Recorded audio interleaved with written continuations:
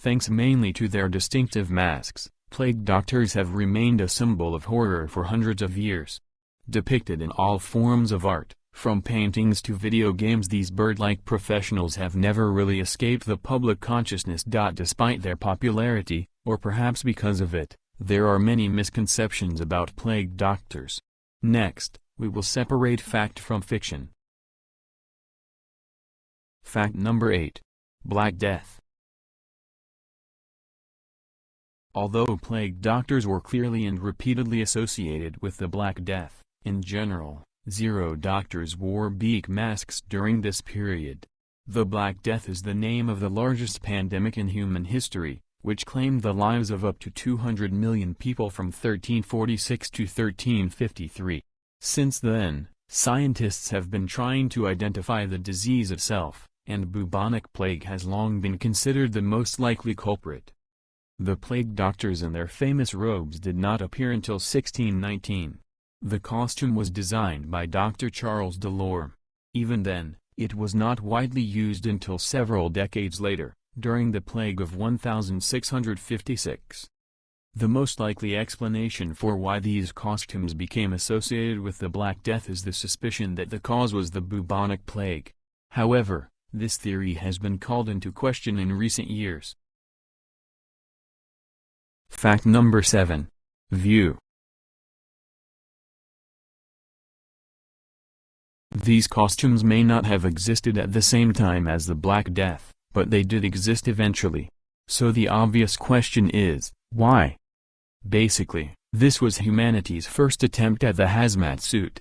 The full-length coat was made of wax and leather, which was designed to be impermeable. It covered a shirt, breeches, and boots. The doctors' wide-brimmed hats were supposed to signal their profession, in case the rest of the costume was too subtle, and their canes were used to examine victims without touching them. Doctors also used these canes to signal to their assistants and fend off distraught family members. But clearly, the most notable aspect of the uniform was its beaked mask, which does have a logical explanation. Remember that this was designed before doctors started washing their hands. So everyone was still trying to figure out how disease actually spread. It was theorized that poisoned air, aka miasma, was the cause, which is how the masks came to exist. Filled with herbs and spices, the mask was intended to overpower or drown out the miasma, thereby protecting the doctor. Fact number 6. Smoldering gaze.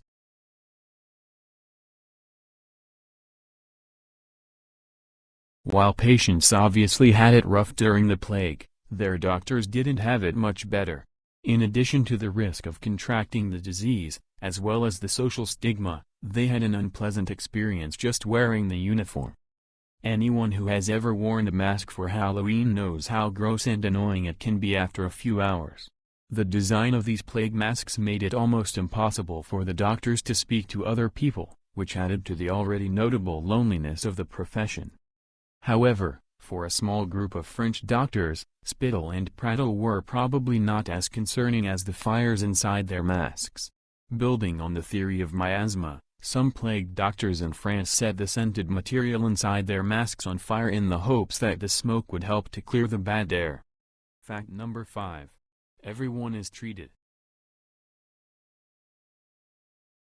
Given that the plague was so contagious that doctors needed specialist equipment, and that nobody really cared about poor people, it would be easy to assume that plague doctors only treated those who could afford it. But this was not the case. The poor may not have been able to afford treatment, but the plague was so contagious that the rich couldn't afford to let their impoverished counterparts catch it. For this reason, plague doctors were hired and paid by town councils to treat everyone in the hopes of completely eradicating the disease village by village. However, that didn't stop the doctors from charging patients, too. Although the position paid well, it was generally taken by 3 types of people: new doctors, those who struggled in private practice, or volunteers who weren't trained but were willing to give it a go. In many cases, the towns provided additional benefits, such as a free home, payment of expenses, and a pension. As a result, plague doctors who technically treated patients for free actually embarked on lucrative careers. Fact number 4. Treatment option. The plague doctor community was composed mostly of rejected doctors and non-doctors at a time when even the best medical practitioners knew diddly squat. As a result, many of the treatments were, well, awful. The infected poor morphed into lab rats as plague doctors became increasingly frustrated and creative with their treatments. However, none of those therapies helped in the end. Bloodletting, deliberately bleeding a vein to decrease bad blood, was always a popular choice. Eating things like applesauce, mustard, or mint sauce was believed to help as well. So could filling the house with aromas. Alternatively, you could take some food items, such as onion, herbs, pigeon, or snake, chop them up, and rub them on the patient. Sometimes, arsenic and mercury were fed to infected individuals. Mercury was also used to coat the patient before boiling him in the oven, although this was usually a last resort, whether it was intended to be or not. Fact number 3. Data collection. Everybody knows that data talks in the modern age. Whether you're trying to sway the outcome of a political campaign or halt the spread of coronavirus, data is essential if you are going to win. Apparently, governments of the 17th century also realized the importance of data because its collection was a major part of being a plague doctor.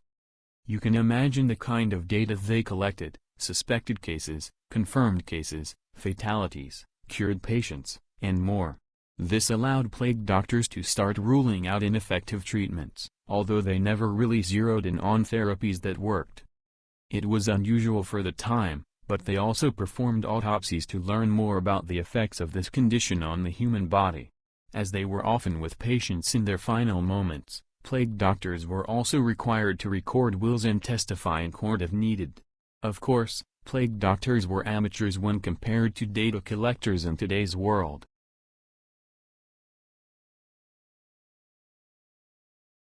Fact number 2. Pariahs.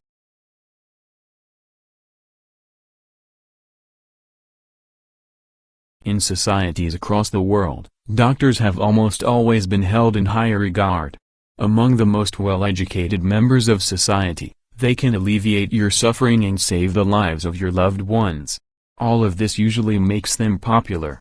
For plague doctors, though, it was a different story. They spent so much time with the infected, which often caused the doctors to become sick as well, that other people were wary of socializing with them. When employed, these doctors were not allowed to mingle with the general public. Furthermore, they had to self-quarantine for an extended period when they were done treating patients. Even after that, they were generally treated as outcasts. Plague doctors were left alone to wander the streets of the villages they had saved or to move away in the hopes of starting a new life. Fact number 1. Missing doctors. Plague doctors were usually well-educated, well-paid, well-liked, well-known, and well-connected. Even if they were terrible doctors, they probably came from reasonably rich families. They treated the political class and the elites, and they took part in legal proceedings. Clearly, plague doctors were important people, which is why it is so unusual that a number of them went missing. Although historical records from hundreds of years ago will always have gaps, these usually relate to the poor. Wealthier members of society had all kinds of records in banks, land registries, the courts, and so on. Plague doctors were well documented and kept under a watchful eye to ensure that they didn't break their isolation clause. Despite this, they would occasionally just disappear. Some were kidnapped for ransom, although these individuals were often swiftly returned. Others simply vanished off the face of the earth. They may have fled, died of the plague, or been kidnapped to treat people in another city. It is probably a combination of all three. And before you leave, please do not forget to like, subscribe and leave a comment, because I tried very hard. Thank you for viewing, all for now.